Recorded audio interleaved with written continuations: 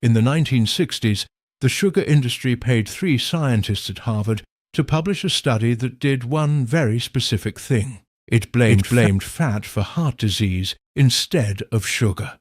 That study appeared in one of the most respected medical journals in the world, and it changed the way America ate for the next 40 years. Nobody was told the sugar industry funded it. Nobody knew, and for decades after that, food companies started pulling fat out of their products, replacing it with sugar and putting low fat on the label so you'd feel good about buying it. That was over 60 years ago, and the food industry has only gotten smarter since then, because right now there are foods in your kitchen that you believe are helping your blood sugar, and some of them are doing the exact opposite, and they were designed that way, because a customer who stays sick keeps buying products, and a customer who gets healthy doesn't need them anymore.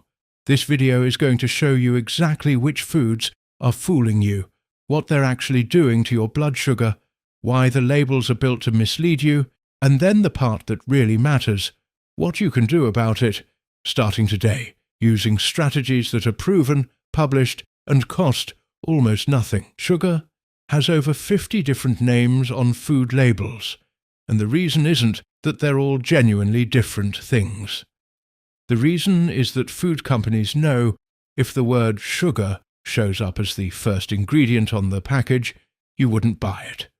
So what they do is split the sugar into 3 or 4 different types, give each one a different name, and spread them across the ingredient list so that none of them individually shows up near the top.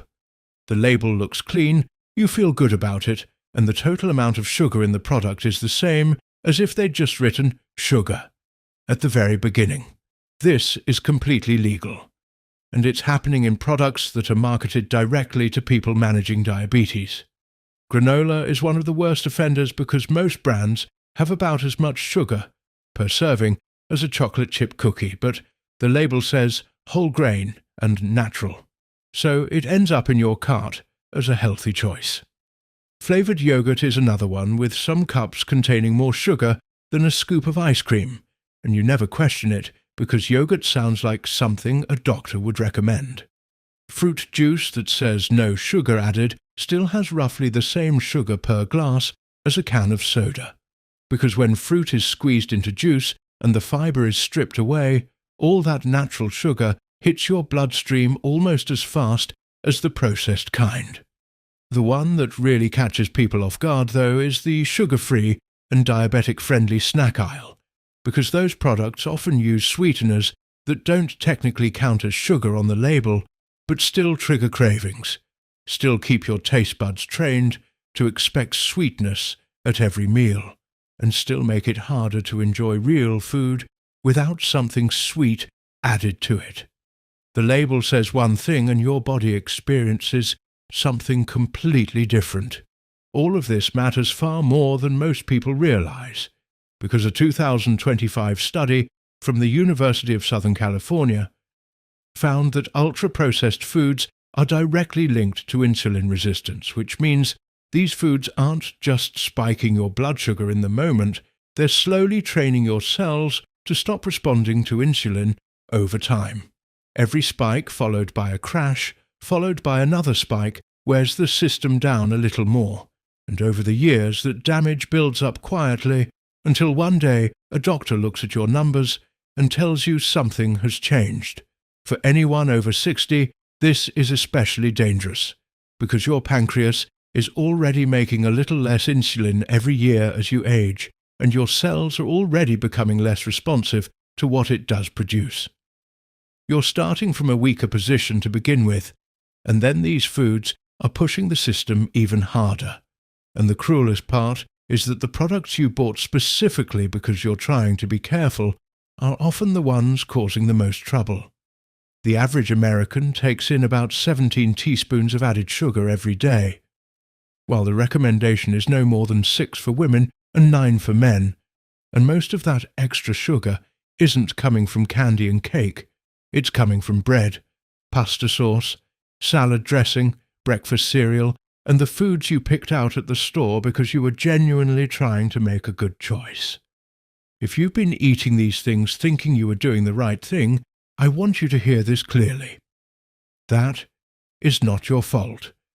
You read the labels, you picked the products that said all the right words. You did exactly what the packaging told you to do, and the packaging was designed by very smart people who know exactly how to make something look healthy when it isn't. You didn't fail. You were working with information that was designed to mislead you. And this is where things start to turn around, because type 2 diabetes is not a permanent sentence. A major study from Newcastle University followed people with type 2 diabetes who changed how they ate, and 61% of them saw their blood sugar return to completely normal, non-diabetic levels. A 2025 review of all the available research confirmed that this kind of result is achievable and sustainable when people reduce the fat stored inside the liver and pancreas, which allows those organs to start working properly again. Your pancreas is not permanently broken, and your cells haven't forgotten how to use insulin. The system has been buried under years of damage from foods that were never meant to keep you healthy. And when you pull those foods out and put real ones in, the system begins to recover in far more cases than most people have ever been told. So here's what the research shows actually makes a real difference, and none of it is expensive or complicated. A tablespoon of plain vinegar in a glass of water before a meal can reduce the blood sugar spike from that meal by up to 30%. And it works because the acetic acid slows the speed at which food leaves your stomach. So instead of all that sugar hitting your bloodstream at once, it trickles in gradually, and your pancreas has a much easier time handling it. Any vinegar works, apple cider, white, whatever you have, and a bottle costs about $3 and lasts you a month. This is one of the most studied blood sugar strategies that exists, and it takes about 30 seconds to do.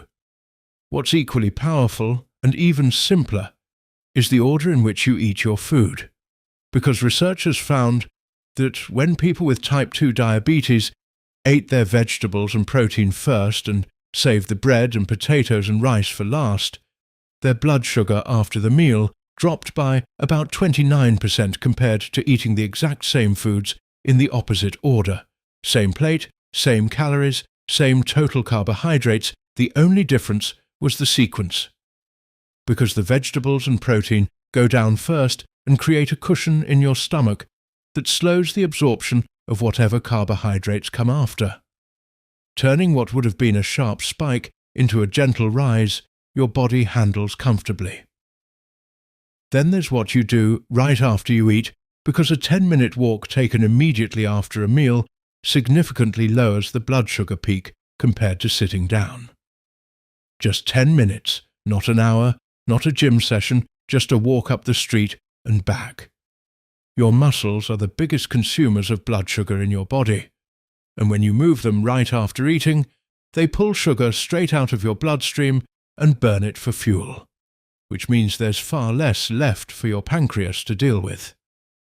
There's also something that's probably already sitting in your spice cabinet, because multiple large-scale reviews of the research have confirmed that cinnamon lowers fasting blood sugar in people with type 2 diabetes and prediabetes, with the amounts used in most studies being between a quarter teaspoon and a teaspoon and a half per day, sprinkled on food or stirred into a drink. If you plan to use it regularly, look for Ceylon cinnamon rather than the more common kind, because the everyday variety contains a compound that can be hard on the liver over long periods. And then there's the simplest change of all, which is to stop buying food that needs to convince you it's healthy. A head of broccoli doesn't have a label making health claims. A bag of walnuts doesn't need to tell you it's good for you. An egg doesn't advertise. The foods that are genuinely good for your blood sugar don't need marketing because the ingredients speak for themselves.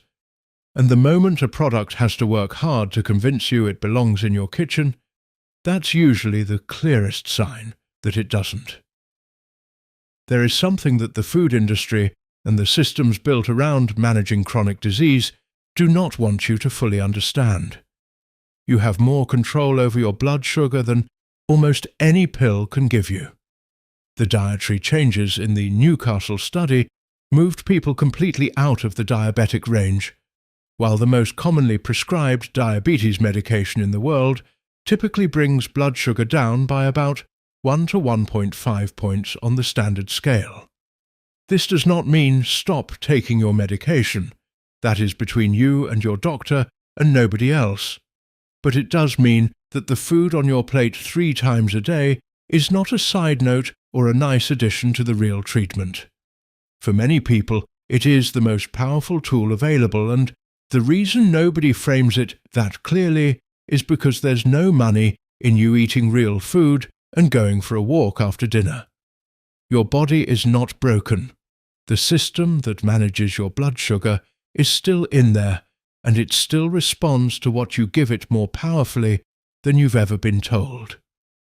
Everything I just walked you through costs less than what you're currently spending on the packaged foods. Making things worse, and none of it requires a prescription or a program or permission from anyone.